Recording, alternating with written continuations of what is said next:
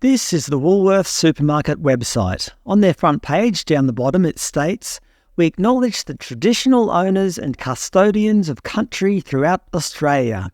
Now just keep that in mind as we look at this. This is the Victorian Government's First Peoples State Relations website. Down the bottom, it states, "The Victorian Government acknowledges Aboriginal and Torres Strait Islander people as the traditional custodians of the land."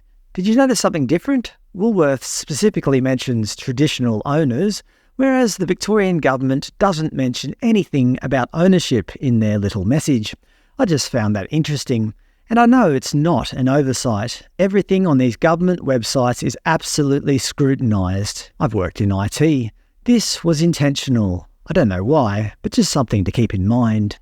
Scrolling down to their Our Commitments section, you'll see Treaty in Victoria, where they do mention traditional owners.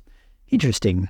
Clicking on that takes us to this page. They state, "Victorian traditional owners maintain that their sovereignty has never been ceded." Okay, so the traditional owners are claiming this, but the government are not. Well, not yet. As I said, this text would have all been heavily scrutinised, probably by lawyers. But what I'm interested in is, what is treaty in Victoria? I want to know how the government and their lawyers define treaty, so that we're all on the same page.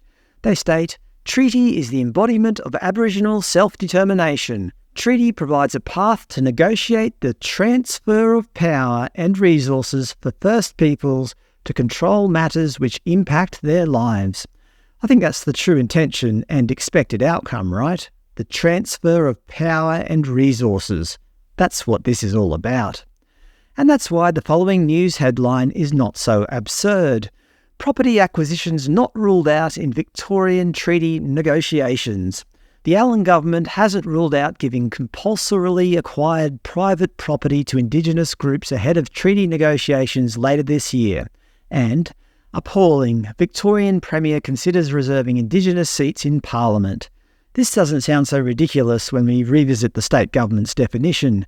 Treaty provides a path to negotiate the transfer of power and resources for First Peoples. Guaranteed seats in Parliament is the power, compulsorily acquired private property transfer are the resources. In my reckoning, as long as the current government are in power, this treaty is going ahead.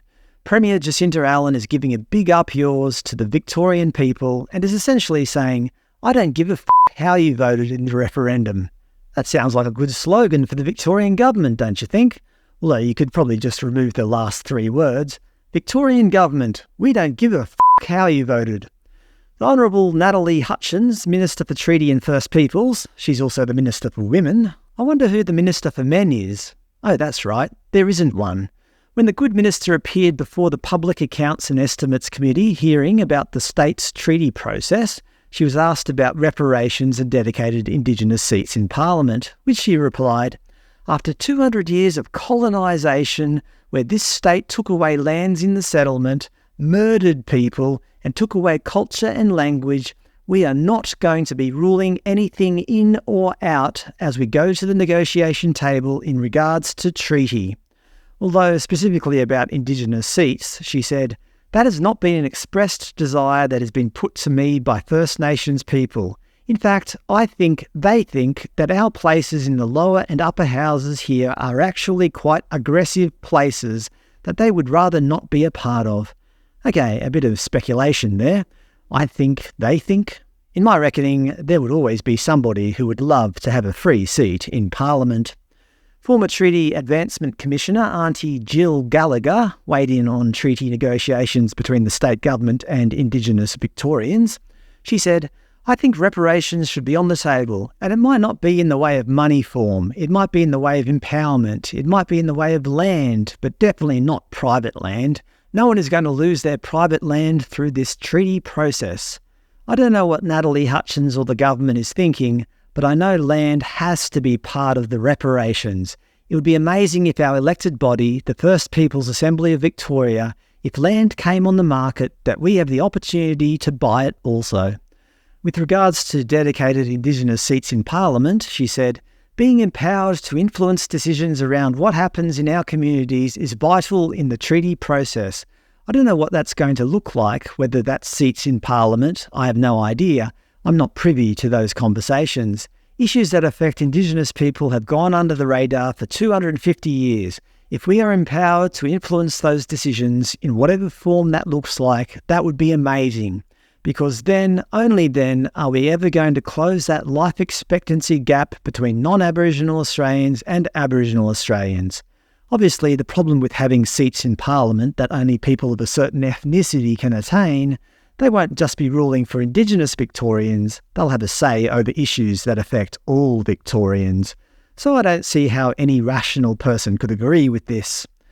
It should be noted that last month, in April, Ms Gallagher gave a speech to fellow Indigenous activists laying out a list of 10 demands she said must be part of a statewide treaty.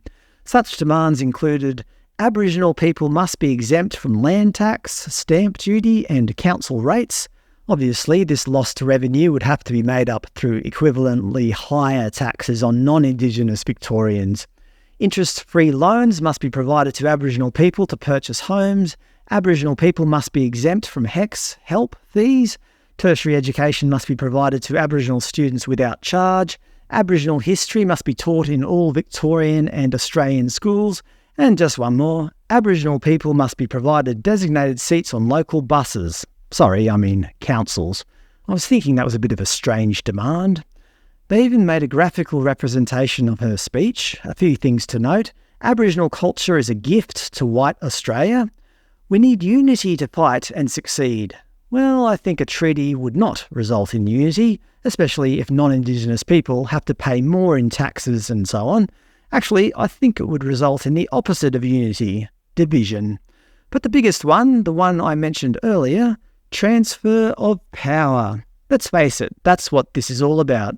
Taking away power from one group of people and giving it to another.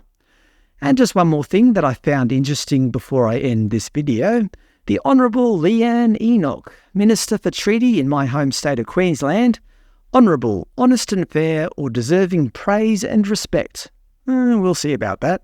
Ms Enoch has been doing a bit of jet-setting on the public dime. The Brisbane Times are reporting that documents obtained under right to information laws reveal Ms Enoch travelled around North America with 3 senior staffers, which cost us taxpayers $126,000, just a drop in the ocean. While some Queenslanders were living in tents under bridges, she was off visiting around a dozen galleries or museums. She stayed at the luxurious Fairmont Hotel Macdonald in Canada. Of the 24 flights they took, only 2 were economy tickets. Business class all the way, baby. She stayed at the trendy Moxie Hotel in Times Square. She went to the Metropolitan Museum of Art and the Smithsonian National Museum. They also spent over $2,000 being chauffeured to and from airports. And what was the official reason for doing all this? Cultural diplomacy. You see, Canada and Queensland have similar First Nations histories and experiences. You can't find these sorts of hotels in Queensland, so how else could we expect the good minister to experience Canadian culture? But the most fascinating thing is that Ms Enoch has never issued a press release or posted to her social media accounts about this trip. This was a secret trip. While many Queenslanders were struggling to keep a roof over their head, the Minister for Treaty was staying in modern-day Canadian castles. Treaty, anyone? Anyone?